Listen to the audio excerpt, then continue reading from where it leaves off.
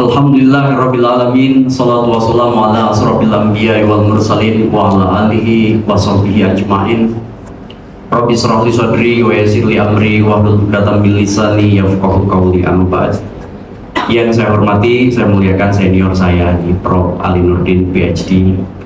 Yang saya hormati para wakil dekan, sahabat-sahabat lama ya. Ada Prof. Adon, ada Pak Dr. Zulkia, ada Pak Dr. Faisal. Ini ada sohib lama juga ya, Pak Dr. Asep Iqbal.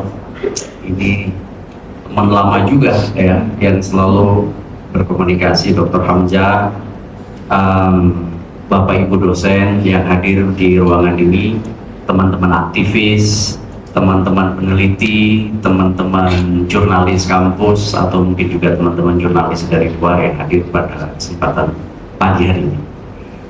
Senang Prof. Ali bisa hadir untuk sharing.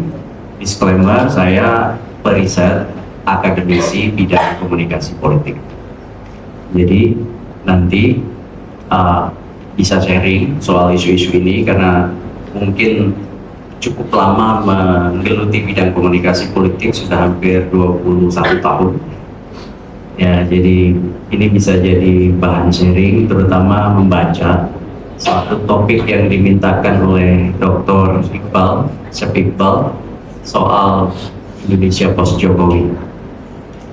Ini teman-teman sekalian topik yang lumayan menarik, berat, dan kontekstual untuk didiskusikan. Ya, saya senang mungkin materi saya bisa di-share ya oleh teman-teman panitia sebagai pemantik diskusi saja. Yang jelas Prof. Ali, saya melihat ada semacam analogi Mobius strip kalau pakai Jagus Mobius ya, itu seorang matematikawan, filosof juga, mengistilahkan kerap kali kita berjalan di pita Mobius seperti angka 8 yang ditidurkan ya. Kalau kita berjalan di angka 8 itu kan non-orientable object, tidak jelas akhir atau ujung perjalanan. Ini semacam analogi menarik bagi demokrasi kita ya. Ada saat-saat kita kembali ke awal ya kan, dan berjalan menyusuri banyak dinamika, tetapi kemudian non-orientable object. Teman-teman sekalian, saya membaca begini sebagai awal diskusi. Demokrasi Indonesia saat ini yang sering kita juga diskusikan di media massa, dalam analisis saya banyak terjebak, Pak Iqbal ya, itu pada demokrasi elektoralnya yang kental. Dan formula dalam konteks demokrasi elektoral di Indonesia hampir mengkonfirmasi ya dari satu tulisan bagus Gary W. Cox, itu soal making vote count. Itu soal 3 faktor penting yang kerap kali dominan. Yang pertama, asas probabilitas perolehan suara. Jadi diskusi-diskusi demokrasi seringkali yang banyak didiskusikan adalah soal perolehan suara calon kandidat, bukan gagasan apa yang kemudian menonjol dari kandidat. Itu boleh tuh dilanjut tuh materinya di bawah, next mungkin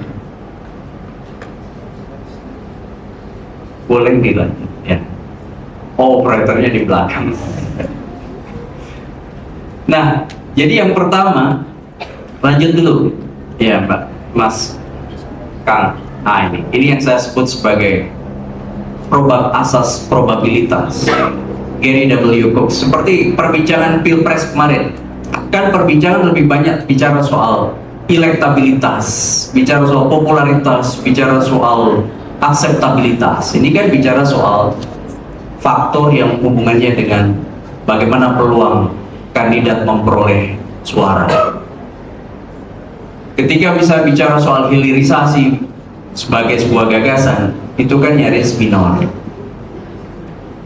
Kemudian bagaimana misalnya bicara soal gagasan seorang Anies atau seorang Ganjar dalam konteks membangun Indonesia, short termnya 5 tahun dan jangka panjangnya kayak apa, itu minor.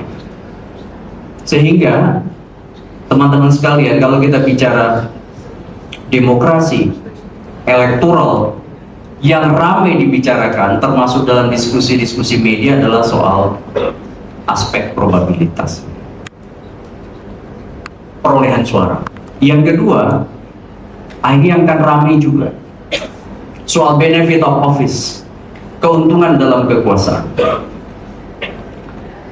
Sejak awal bahkan bicara soal demokrasi, ya, yang harusnya luhur gitu, itu kemudian kerap kali menjadi kering imajinasinya ketika itu kemudian dihadapkan pada realitas politik power sharing. Benefit of office itu bicara soal keuntungan dalam kekuasaan. Nah, kalau bicara keuntungan dalam kekuasaan, maka itu terhubung dengan barrier to entry untuk seperti Prof. Ali Nurdin masuk, orang-orang bagus berkualitas masuk. Kenapa? Karena ada hambatan untuk masuk, yaitu threshold yang tinggi. 20% kursi DPR tadi udah disebut, atau 25% suara sah nasional tinggi. Sehingga kemudian situasi politik Indonesia yang highly fragmented multi-party system dan realitas multipartaisme ekstrim di Indonesia, ya kan, itu kan realitasnya. Pada saat kemudian ada kebutuhan strategis untuk kemudian Pak Hamzah misalnya mau masuk ke gelanggang, sudah terhambat di situ. Apalagi bukan orang dari partai politik. Kejadian di Jakarta,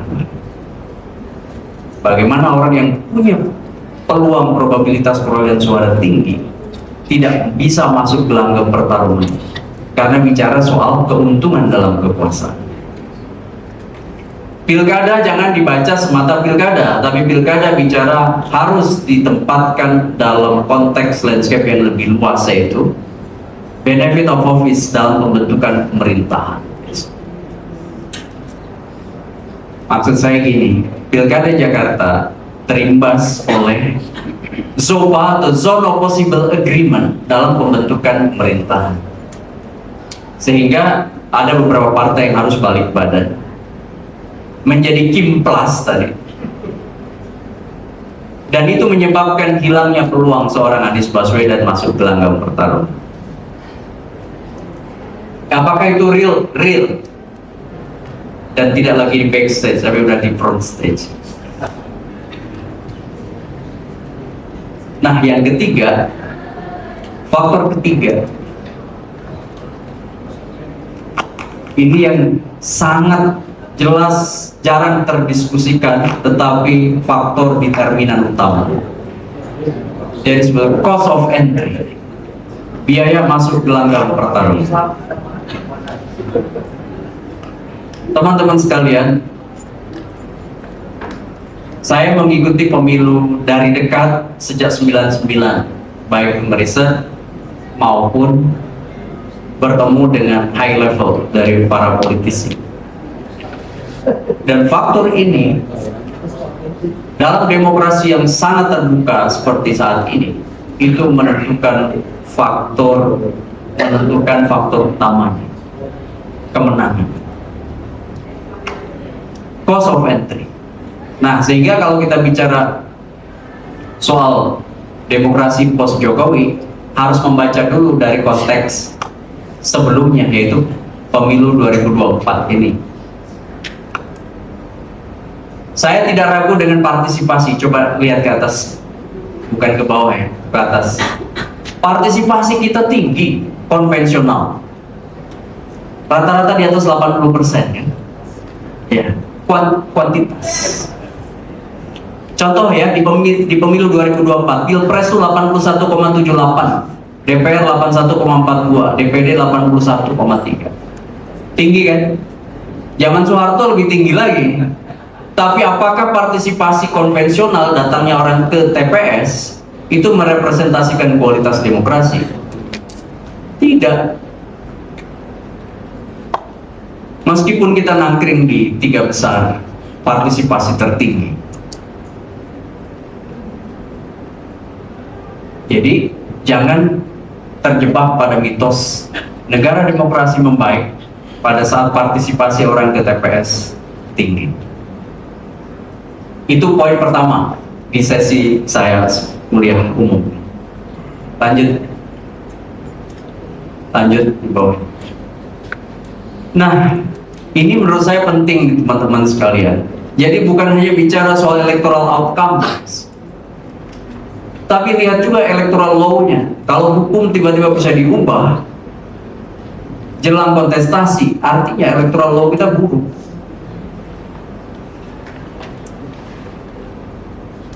Salah satu yang buruk di 2024 adalah ketidakpastian norma hukum.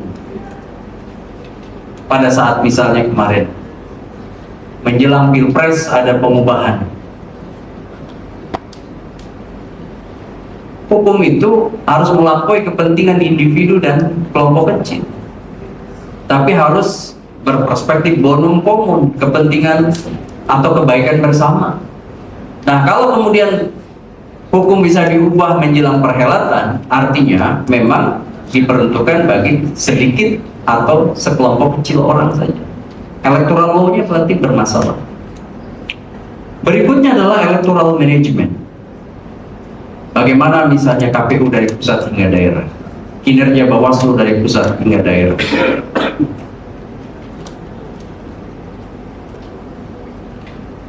Ketika temuan misalnya money politik udah jelas tapi tidak ada hukuman, ya kan? Nah, ini bicara soal tata kelola, electoral management dan electoral proses. Bagaimana proses kampanye, bagaimana proses 9 metode kampanye itu berjalan, ya kan? Atau kemudian juga bagaimana partisipasi non konvensional pada saat pemilu berlangsung. Nah, ini menurut saya banyak sekali indikator, dan kita tentu berharap yang tadi Prof. Ali sampaikan tidak declining, tetapi kenyataan memang berpotensi besar declining. Meskipun ada demokrasi declining, dan nanti ada ini apa aja yang kemudian perlu kita waspadai, bisa seperti apa namanya electoral process, political culture, dan lain-lain. Nah, itu nanti tentu akan terhubung dengan banyak sekali item. Next, silakan. Bapak Ibu sekalian, teman-teman sekalian, yang paling harus menjadi catatan dari konteks 2024 kemarin adalah posisi teman-teman muda yang seperti yang hadir di sini. Karena proporsinya melampaui 50%, ya kan? Gen milenial itu hampir 33 ya. Dan kedua terbesar tuh gennya kami, itu gen X. Gennya Pak Asep Iqbal. Kemudian baru yang ketiga Gen Z, 22%. Artinya dari proporsi itu bisa kelihatan kenapa ada warna baru di 2024 yang mirip-mirip Filipina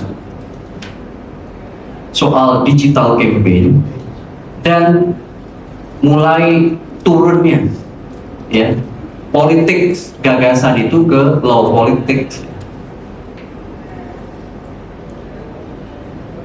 Dan saya lihat salah satu penyumbang terbesarnya adalah yang disebut dengan wabah kampanye ringan digital. Dan itu kita bisa lihat fenomena itu tidak hanya terjadi di Indonesia, tapi juga di beberapa negara Asia, dan bahkan ya itu terjadi di Amerika, Prancis. Dan ini tentu harus membutuhkan partisipasi lebih dari kampus untuk membangun political literacy mainstreaming seperti ini. Ya.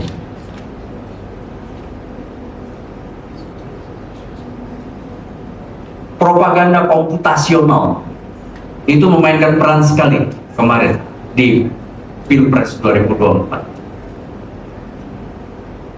Bukan lagi one to many, tapi many to many communication. Ya. Membangun mutual understanding tidak dengan satu kedalaman, tapi impresi di kulit permukaan. Sehingga wajar kalau kemudian jatuhnya bukan pada debat seperti town hall meeting. Kalau perlu debat itu hanya jadi ornamen. Tapi potongan-potongan debat yang kemudian dipoles lebih impresif di TikTok kayak gitu. Nah, itu menjadi fenomena politik 2024. Saya ingat karena saya panelis debat Pilpres perdana.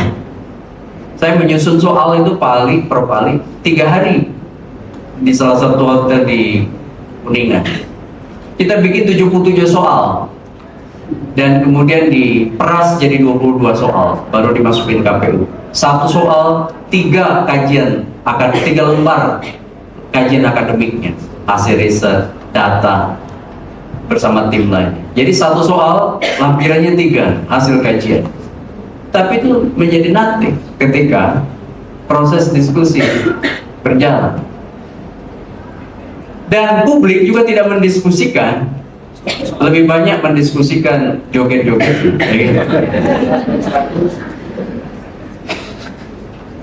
Nah, itu ada gap. Dan salah satu yang menyumbang gap itu fenomena echo chamber di digital, fenomena filter bubble di digital. Perilaku kolektif memuat sekali.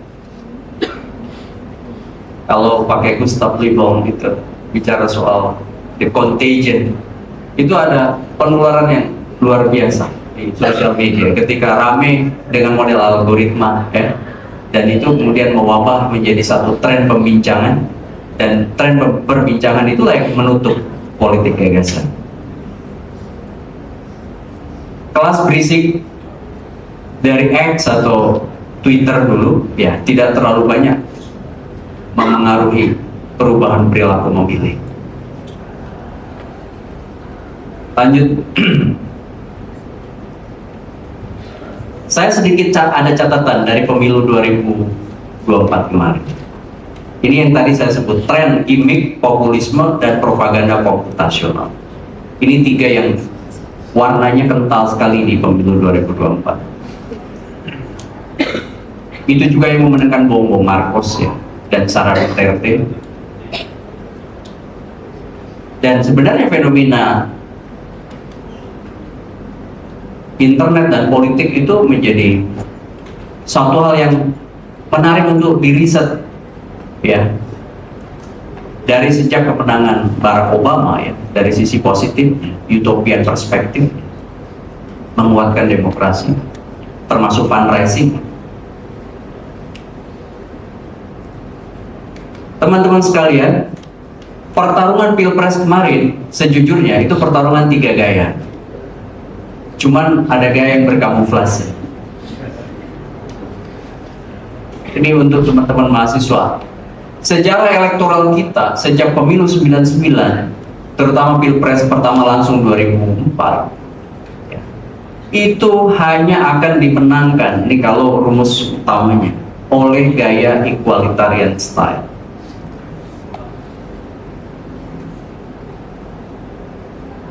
Bukan gaya structuring style. Bukan gaya dynamic. Yang hanya mungkin menang itu 2 gaya. Pertama equalitarian, yang kedua adalah structuring style. The equalitarian style itu turun hangat ke bawah, merangkul, menyentuh. Itu yang dipraktikkan oleh Jokowi pada pemilu 2014 dan 2019. The structuring style itu yang dipraktikkan oleh Pak SBY di 2004 dan 2009. Itu yang dipraktekkan oleh Anies Baswedan 2017. Pak Anies itu gayanya structuring style, Pak Jokowi itu equalitarian style. Ganjar Pranowo equalitarian style. Orang dynamic sejujurnya tidak mendapatkan pasar elektoral di Indonesia. Contohnya Amin Rais, Ahok. Itu dynamic. Dynamic itu apa yang ada di pikirannya, apa yang diucapkannya. Straight to the point. Apa namanya? Kemudian tanpa tendeng aling-aling. Orang dynamic kecenderungan cepat meledak. Prabowo aslinya adalah dynamic style. Tetapi kenapa menang? Ini anomali. Kenapa anomali? Karena Pak Prabowo belajar dari Pilpres sebelumnya. Dan ada reference power, kekuatan rujukan orang equalitarian. Kalau mau melihat data menunjukkan sumbangan suara pendukung Jokowi sangat tebal pada kemenangan Prabowo, bahkan melampaui pemilih utamanya Prabowo sendiri. Jadi faktor Jokowi di 2024 menentukan kemenangan Prabowo. Jadi tetap sebenarnya yang menang itu adalah the equalitarian. Hanya kemudian Pak Prabowo mendapatkan rujukan gitu ya dari Pak Jokowi. Sekaligus Pak Prabowo mengubah gaya komunikasi politiknya menjadi tidak nampak dynamic style. Kan beda sekali gayanya Pak Prabowo kemarin, jauh lebih santai. Apakah itu citra atau reputasi? Dugaan saya citra ya. Karena reputasi harus diuji pada saat sudah dilantik 20 Oktober. Seorang dynamic tetap akan dynamic. Sama seperti kita, orang structuring style tetap akan berada di cara berstruktur. Orang-orang berstruktur itu kan kelihatan bicaranya sistematis, runut, well organized. Beda dengan orang equalitarian, jangan kasih panggung. 15 menit dia bicara, habis itu ngaco. 15 menit dia bicara, habis itu dia butuh bagi-bagi sepeda. Itu orang equalitarian khas. Karena bukan orang yang dilahirkan sebagai orang yang mampu berretorika panjang. Orang equalitarian kasih masa, dia akan turun ke bawah, nyentuh emosionalitas yang terbangun. Kemudian parti ID termasuk yang lemah. Hanya 2 partai yang kuat parti ID-nya. Ya, kita udah sama-sama tahu PKS dan PDI Perjuangan. Selebihnya parti ID-nya sangat lemah. Termasuk di Pilpres kemarin 2024 tidak berkorelasi positif. Ya. Top of the ticket pencapresan itu dengan efek ekor jasnya pada partai. Jadi teman-teman sekalian, faktor psikologis lainnya political information.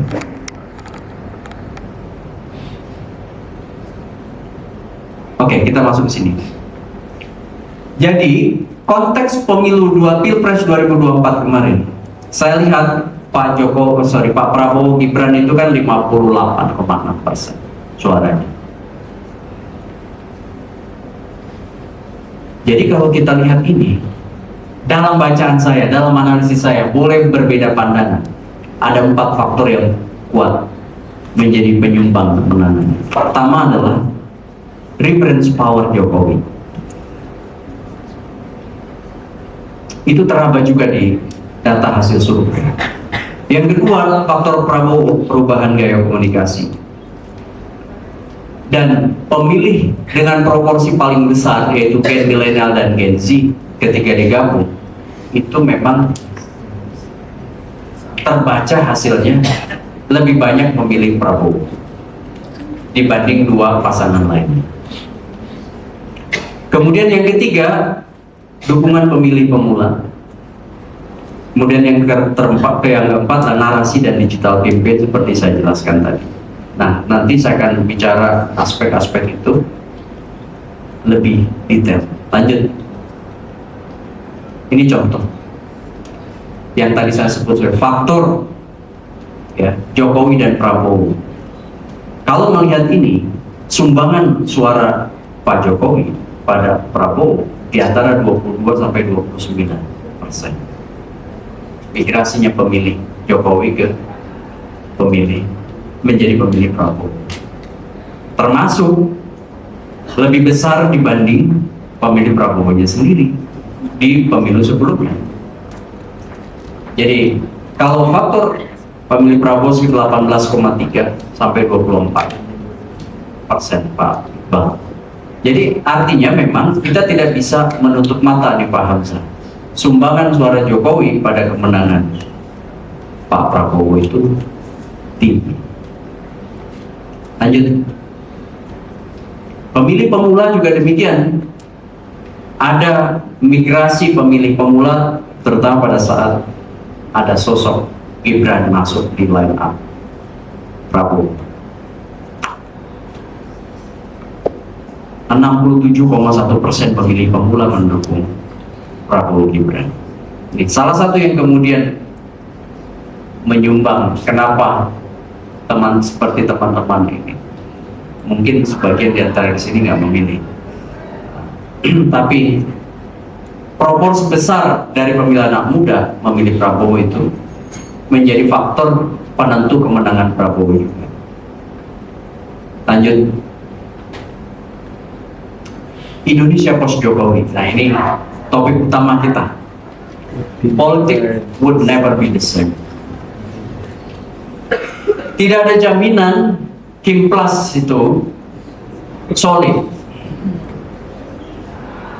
Karena politik Indonesia bukan berbasis ideologi, melainkan berbasis negosiasi dengan pola ZOPA, Zone of Possible Agreement.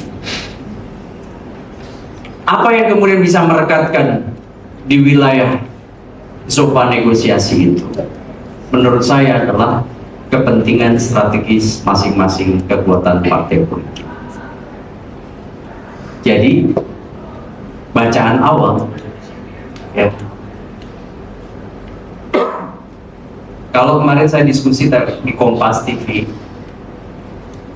membaca narasi Pak Jokowi dan Prabowo soal IKN, saya sampai pada kesimpulan sepertinya IKN tidak menjadi prioritas utama di awal pemerintahan Pak Prabowo. Selain karena investasi sangat tinggi dan itu akan tentu butuh dana besar, gitu ya. Bukan hanya APBN tapi juga investasi. Maka harus ada quick wins yang membangun public trust bagi Pak Prabowo. Sehingga kalau kita lihat anggaran 2024 dan nanti akan semakin terlihat pada politik anggaran 2024 setelah beliau dilantik nanti ya 2025. Nah, itu bagaimana political will, goodwill dan political will terkait dengan IKN. Teman-teman sekalian bisa dilanjut. Ya, next.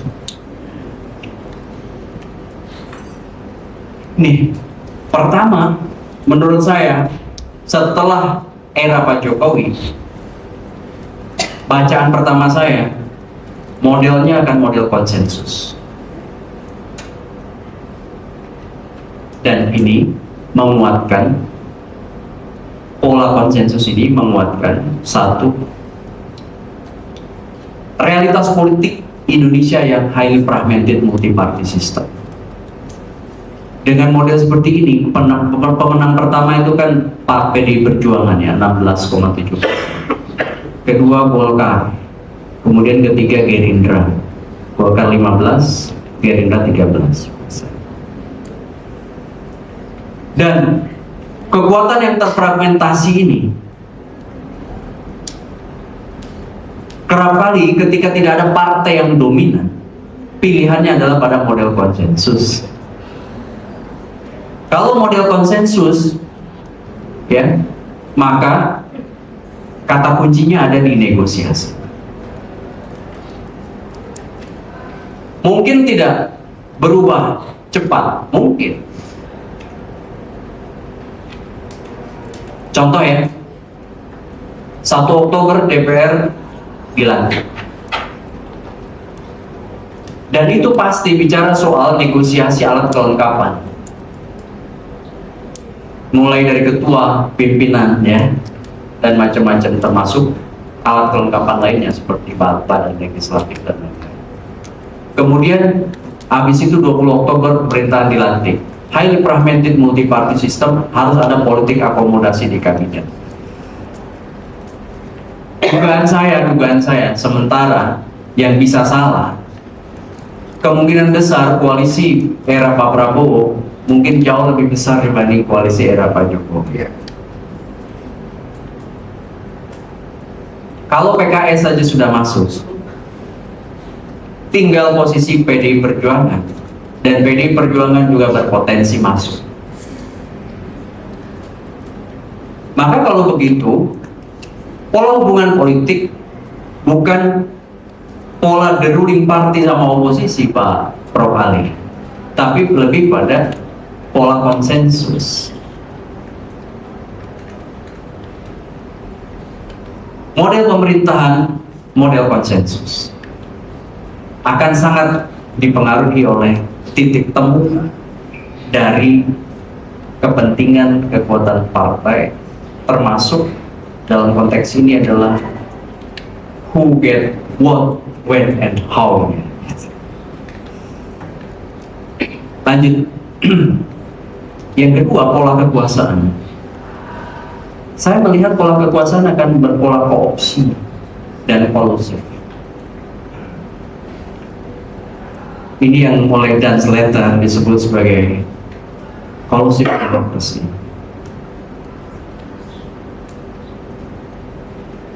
Ini kan jadi jebakan. Teman-teman sekalian, kalau mau jujur, dalam bacaan saya, multiparteisme ekstrim itu problematik. Ketika lebih dari 5, ya, dengan model persandingan kayak Indonesia, ya, sistem presidensial, itu memang problematik. Kenapa? Karena kerap kali jadi jebakan pada pola dalam membangun kekuasaan, termasuk pembentukan pemerintah. Jadi pola koopsi. Pola koopsi itu sederhananya yang sering saya candakan, itu pola yang sering kali gonta-ganti pasangan. Kenapa kerap kali gonta-ganti pasangan, Pak Hamzah? Karena komitmennya kan tidak kuat. Sama dalam pernikahan, kalau komitmen tidak kuat bisa gonta-ganti pasangan. Tapi kalau komitmennya kuat, dia pasti satu cukup tuh. Kalau Demokrat ya Demokrat, Republik ya Republik, ya. Tapi kalau pola koopsi, ya hari ini di luar, tapi jika terakomodir dalam kepentingan dia masuk. Jadi bukan soal mindset tadi, perimbangan kekuasaan, check and balance, bukan itu. Tapi bicara soal bagaimana akomodasi politik itu dilakukan. Sehingga benar kata Dan Slater, saya setuju. Praktik inilah yang disebut dengan kolusif demokrasi. Coba aja lihat nih jejak oposisi, ya, 2004, 2009, 2014 itu kan PDI Perjuangan konsisten di luar. Kemudian 2014, 2019 ada Gerindra, ada Demokrat, ada PKS. Periode kedua Jokowi hanya tinggal PKS. Periode pertama Prabowo sudah PKS menjadi bagian. Itu terlihat dari konfigurasi kandidasi di wilayah-wilayah utama pilkada menjadi bagian dari tim plus seperti Jakarta dan dalam konteks ini adalah Pilkada Jawa Barat juga menjadi bagian dari skema-skema tersebut.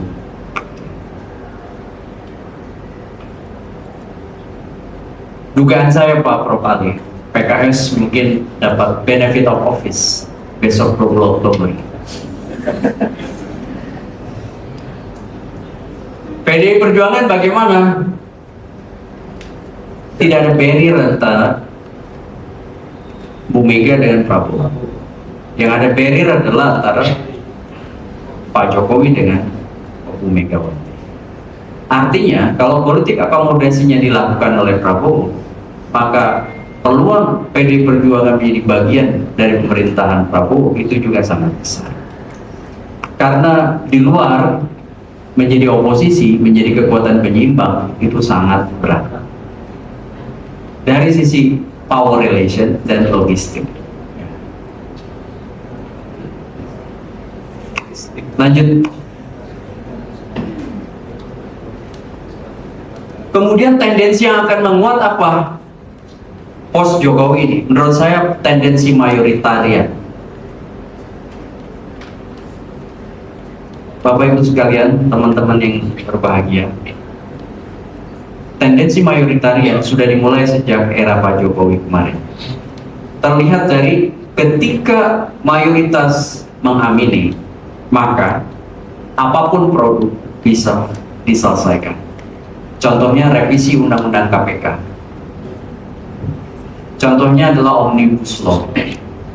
Itu bagian dari praktek mayoritarian dalam pengambilan kebijakan. Jadi tendensi mayoritarian ini semakin menguat kalau kita lihat Pak Jokowi aja sudah mengumpulkan 91,3% dukungan kursi parlemen atau DPR dengan 523 kursi, hanya menyisakan 50 kursi saja di luar. Dan kecenderungan sejak reformasi itu lebih dari 80% dukungan, ya kecuali era Pak SBY awal 73, kemudian SBY kedua 75. Pak Jokowi awal sedikit mendapatkan penguatan karena Gerindra di luar, cuma 63, kemudian periode kedua hampir di angka 90%, 91,3%. Dukungan parlemen, DPR. Berarti dari 575, sekitar 525 menjadi pendukung pemerintah. Nah, kebayang kalau besok PDI Perjuangan kursinya luar biasa banyak, pemenang nomor 1 menjadi bagian dari pemerintah. Tetapi tentu semakin gemuk koalisi itu bukan semakin kemudian menunjang efektivitas, tetapi lebih pada semakin terbebani oleh agenda elit. Termasuk di sinilah menurut saya Pak Prof Ali itu akan ada yang disebut dengan unpredictable situation dengan masuknya skema konflik elit di awal atau di tengah periode pertama Pak Prabowo dengan melibatkan posisi otoritas yang sudah bergeser, dan peluang pergeseran otoritas di puncak hierarki otoritasnya sekarang Pak Jokowi sampai 20 Oktober 20 Oktober ke depan sampai 2029 Pak Prabowo. Pak Prabowo tentu dengan gayanya seorang dynamic, ya tadi seperti saya sampaikan, potensi untuk uncertainty-nya lebih tinggi. Kenapa? Karena bisa issues manajemennya bagus, tetapi mengelola relasi kuasanya bisa tidak terlalu bagus. Ini bacaan saya yang bisa jadi salah ya, tapi ini juga bisa jadi catatan bagi teman-teman di lingkar Prabowo kalau dengar seminar ini. Nggak apa-apa, kan bisa menjadi masukan. Tapi menurut saya gaya seseorang itu akan memengaruhi, dan tingkat uncertainty akan lebih tinggi. Dari apa? Dari gaya personal yang itu kemudian akan merembes ke lembaga kepresidenan, gitu ya. Sehingga kemudian yang menjadi menarik adalah bagaimana mengelola konflik elit. Posisi konflik elit inilah yang menurut saya mungkin akan datang lebih awal. Melihat dari konfigurasi terlalu besarnya kue kekuasaan yang harus dibagi. Oleh karena itu maka 3 bulan pertama pemerintahan Pak Prabowo adalah ujian pertama bagi soliditas kekuasaan, sekaligus bagi saya juga momen terbaik untuk melihat pergeseran power relation Jokowi dan Prabowo. Dan itu akan sangat menentukan semester pertama dan tahun pertama kemana arah pemerintahan Prabowo pasca Jokowi. Next. Membaca arahnya kayak apa? Menurut saya pertama, ada relativitas narasi keberlanjutan. Jadi narasi keberlanjutan tuh memang menjadi narasi utama kan antara continuity and change. Itu jawaban kenapa narasi politik itu selalu memilih yang tegas, tidak in between. Ya kan? Contoh misalnya, kalau kemarin lihat kenapa Pak Ganjar suaranya paling kecil, itu bisa dijelaskan dari sisi komunikasi politik. Karena memang posisinya tidak terlalu tegas ada di mana. Ya. Seperti misalnya kenapa Obama menang waktu itu, karena posisinya adalah change we can, change we need. Gitu. Dan narasi itu harus tegas, mewakili basis apa, nilai apa. Seperti Donald Trump suka nggak suka, supremacy, bicara soal supremacy, make America great again, itu supremacy. Demokrat dalam sejarahnya tidak pernah menggunakan aku, tapi kita. Ya kan? Fighting for us, Hillary Clinton. Fighting for us. Jadi bukan untuk seorang Hillary, tapi untuk kita. Nah, keberlanjutan kemarin ada di Prabowo dan ada change-nya ada di Anies. Maka 24 Pak Anies, 58 Pak Prabowo. Kalau bicara angka, kenapa besar begitu? Itu diskusi lagi. Banyak faktor. Selain tadi soal perilaku memilih, ada yang disebut dengan juga skema politik anggaran, so pork barrel politics. Itu yang merembes ke yang kedua, populisme kesejahteraan. Jadi menurut saya narasi soal populisme melalui makan siang gratis gitu, itu kan menjadi impresi kampanye yang pasti akan menjadi pertaruhan di awal sebagai quick wins. Makanya kemarin udah uji coba tuh. Kalau gagal, itu juga akan menjadi citra buruk bagi Prabowo post Jokowi. Jadi kalau di Pak Iqbal, mana yang dipilih? IKN atau eksekusi dulu? Makan siang gratis. Dugaan saya akan makan siang gratis, makan siang bergizi dulu di eksekusi. Karena lebih reasonable bagi seorang Prabowo di sini dibanding IKN. Yang ketiga, menguatnya dimensi pertahanan. Belanja sudah banyak mulai terlihat pada saat menjadi Menhan, dan saya lihat pertahanan menjadi kata kunci yang semakin sering diucapkan oleh seorang Prabowo. Termasuk kemarin kalau kita lihat muhibah dia ke berbagai negara, ingin memosisikan term pertahanan sebagai term yang kemudian identik dengan seorang Prabowo. Kemudian yang keempat, menguatnya kembali fungsi TNI di ranah sipil. Ini teman-teman sekalian harus menjadi pantauan kita sebagai kelompok akademisi kampus, karena semakin banyak komposisi calon menteri dari militer, dirjen-dirjen gitu ya, yang diisi oleh TNI. Saya memberi catatan khusus bahwa dulu salah satu hal yang kemudian kita koreksi dari pemerintahan Orde Baru adalah dwifungsi. Jangan sampai ini menjadi dwifungsi atau multifungsi dalam konteks masuknya TNI ya ke ranah-ranah sipil. Itu kan salah satu agenda reformasi TNI. Jangan kemudian setback. Nah, kalau itu terjadi berarti kan ada yang disebut dengan demokrasi itu mengalami declining. Kemudian yang kelima, membesarnya potensi korporatisme politik. Saya menduga salah satu yang kemudian banyak dipraktikkan dalam gaya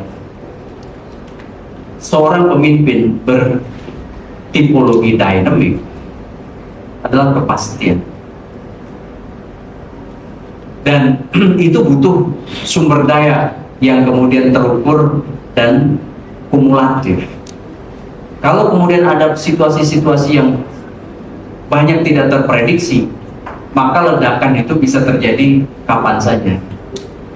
Makanya kemudian seorang yang dinamik cenderung ya menghindari hal-hal yang tidak terprediksi. Kalau kemudian terprediksi banyak turbulence, maka ledakannya lebih banyak. Karena daya tahan seorang equalitarian dengan seorang structuring beda dengan daya tahan seorang dynamic. Next. Apakah semakin konsolidatif atau unconsolidated demokrasi? Ini pertanyaan. Ini sudah menjadi bahan yang harus kerap didiskusikan nih Pak Iqbal di center kita ya. Termasuk tulisan-tulisan mungkin para peneliti. Bagaimana konsolidasi demokrasi di Indonesia? Jangan sampai kemudian ada bermasalah, bukan hanya bicara soal aspek stabilitas, tapi soal persistensi, soal daya tahan demokrasi. Kenapa daya tahan demokrasi? Karena gini, transisi dari satu rezim ke rezim lain, termasuk dari rezim otoriter ke rezim baru, kan pasca reformasi disebut sebagai rezim reformasi gitu, 99 ke sini, itu belum tentu juga melahirkan tatanan yang lebih baik dari sisi demokrasi substantifnya, bukan demokrasi prosedural. Lanjut. Nah, konteks demokrasi Indonesia kan masih pulau demokrasi ya. Demokrasi yang warnanya itu masih kuning, masih cacat. Apa aja sih indikatornya? Bagi para pengkaji atau para ilmuwan politik pasti sangat paham. Ini The Economist Intelligence Unit. Pertama itu electoral process and pluralism. Yang kedua functioning government, political participation, political culture, sama civil liberties. Nah, pertaruhannya kalau hak khusus yang dimiliki warga negara merdeka yang namanya freedom of speech misalnya, itu semakin susah diekspresikan secara bebas, itu bukankah juga akan menghambat yang disebut dengan kebebasan sipil? Termasuk bisa menulis, mengomentari. Pak Hamzah sebagai akademisi bebas menulis, bebas selama ada tanggung jawab data, tanggung jawab posisi teori konsep akademik. Ini bukan asal ngomong. Seperti saya tadi bisa bicara soal potensi. Kenapa ada potensi ledakan di elit? Karena highly fragmented multi-party system, itu konteksnya.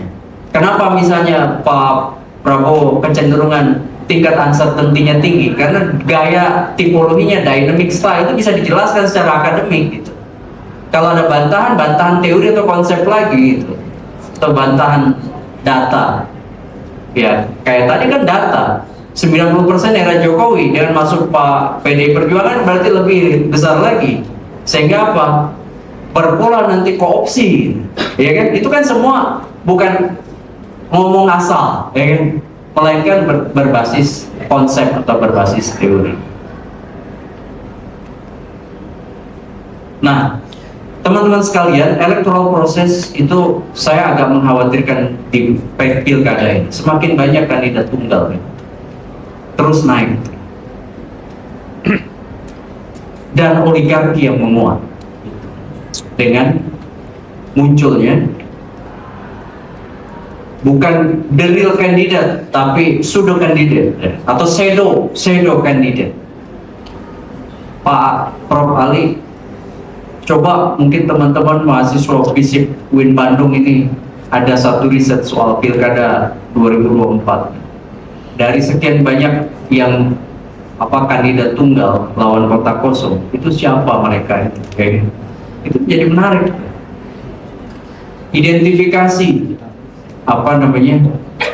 kekuatan rujukan mereka sehingga bisa borong semua partai politik.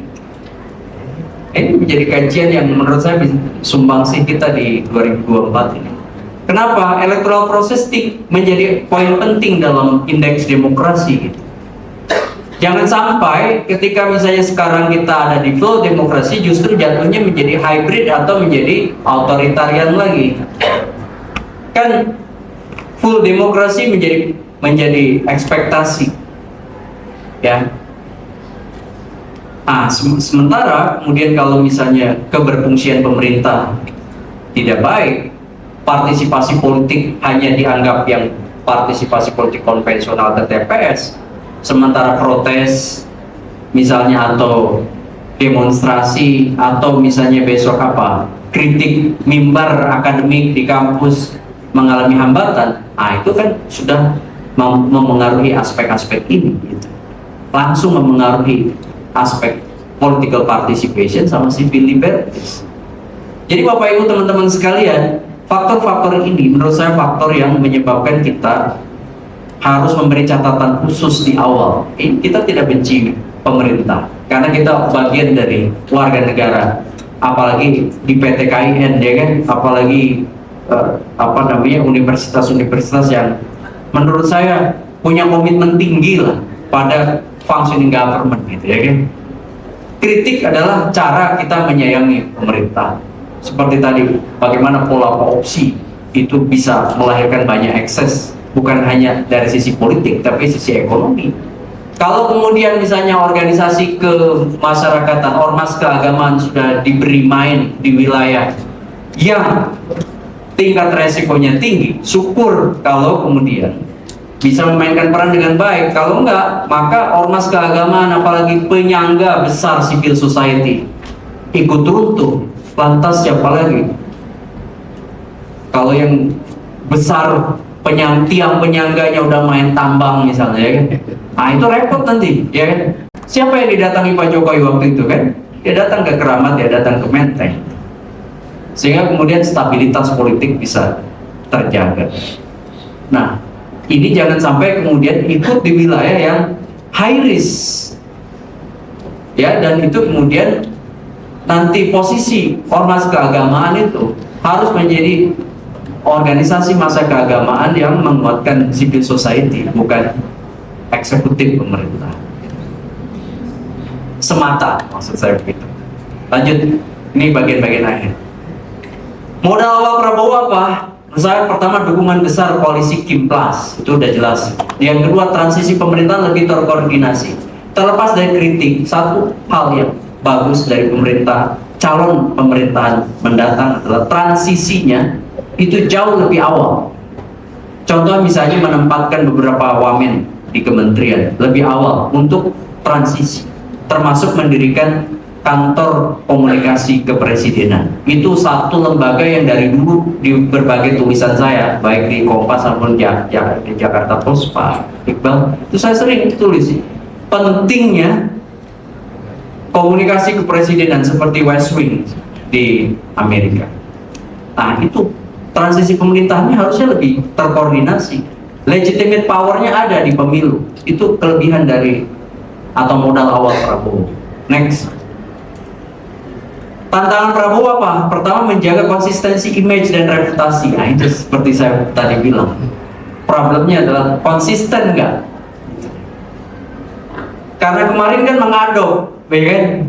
Nah, setelah besok jadi dilantik, apakah kemudian gaya dominannya aslinya seorang Prabowo yang dynamic itu mampu melahirkan kepastian dan kenyamanan dalam konteks konsolidasi demokrasi atau tidak? Gitu. Kemudian yang kedua, demokrasi yang makin terbuka, multi akses dan channel. Kita bayangkan kemarin gerakan pasca putusan Mahkamah Konstitusi di DPR itu jadi sinyal bahwa multi channel, ketika ada social change campaign lewat Instagram, lewat Twitter yang darurat itu Garuda warna biru, itu kan medsos kan multi channel ya, multi akses dan multi channel, semua orang bisa campaign. Saya bayangin itu memang posisi noisy demokrasi besok. Salah satunya terfasilitasi oleh keberadaan media digital. Makanya posisi ini bisa menjadi nilai plus sekaligus bisa jadi nilai minus bagi posisi Pak Prabowo. Bayangin aja, reformasi 98 aja hanya lewat mailing list Indonesian L, ya kan? Kita bisa baca karena kita aktif 97-98, baca bahan-bahan dari George Adi Condro itu dari milis. Sekarang sudah ada Twitter, sudah ada Facebook, sudah ada TikTok, Reels di Instagram dan macam-macam. Sehingga apa? Menurut saya ini jadi tantangan sendiri. Jangan sampai kemudian posisi media mainstreamnya ditutup, media sosialnya pasti menjadi katup pembuka bagi macam-macam pemikiran yang berbeda. Kasus Mesir jadi contoh, kasus Tunisia jadi contoh. Arab Spring yang digerakkan dari media sosial, Facebook, We Are Al Khalid Said, ya kan, di Mesir, atau Tunisia meruntuhkan rezim Ben Ali, itu dari Twitter. Jadi jangan anggap sepele keberadaan channel-channel ini. Pada saat tertentu ada triggernya, ada tsunami opininya, itu bisa berbahaya bagi rezim berkuasa. Oleh karena itu maka media mainstream harus tetap diberi porsinya sebagai pilar keempat tadi seperti disampaikan oleh Prof. Ali. Kalau enggak, karena sampai sekarang saya sampai pada tesis media sosial di Indonesia tidak akan pernah bisa menjadi alat revolutionary social movement. Beda dengan di Timur Tengah. Kenapa? Karena media mainstreamnya masih dibuka. Boleh kok Kompas, TV One, Metro mengkritik Jokowi, boleh. Nah, ketika itu ditutup, maka orang akan cari alternatif ke media sosial.